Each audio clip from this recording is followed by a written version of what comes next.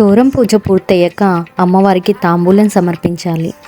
నేనైతే అమ్మకు ఆకుపచ్చ చీర, ఒక కనుము, గాజులు, పూలు, 2 తమలపాకులు, 2 వక్కలు, ఖర్జూర, పసుపు, కుంకుమ, సోంపు, శనగలు తాంబూలంగా సమర్పించుకున్నాను.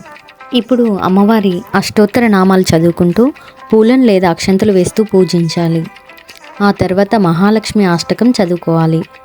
అమ్మవారి మహత్యం తెలుసుకోవడానికి చారుమతి కథను చదువుకోవాలి. చారుమతి అనే మహిళ ఎంతో గుణవంతురాలు, దయాహృదయురాలు.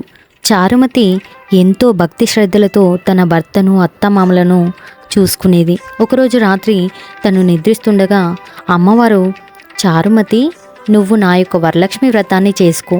ఈ వ్రత ప్రభావం వల్ల నీకు సౌభాగ్యం, సంతోషం, ఆయు ఆరోగ్యాలు, అష్టైశ్వర్యాలు కలుగును అని చెప్పి అమ్మవారు అదృశ్యమైపోతుంది. చారుమతి నిద్రలేచి తన కుటుంబ సభ్యులతో ఈ విషయం గురించి చెప్పగా వారు చారుమతికి వ్రతం చేసుకోమని చెప్పారు.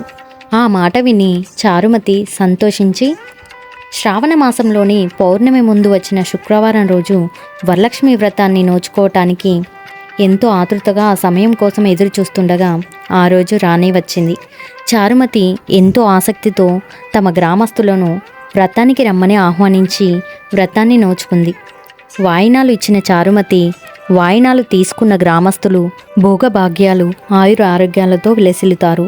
ఈ వ్రతకథ విన్నా, చూసినా, వ్రతాన్ని నోచుకున్న సౌభాగ్యంతో, ఆయుర ఆరోగ్యాలు, భోగభాగ్యాలతో విలసిల్లుతారు.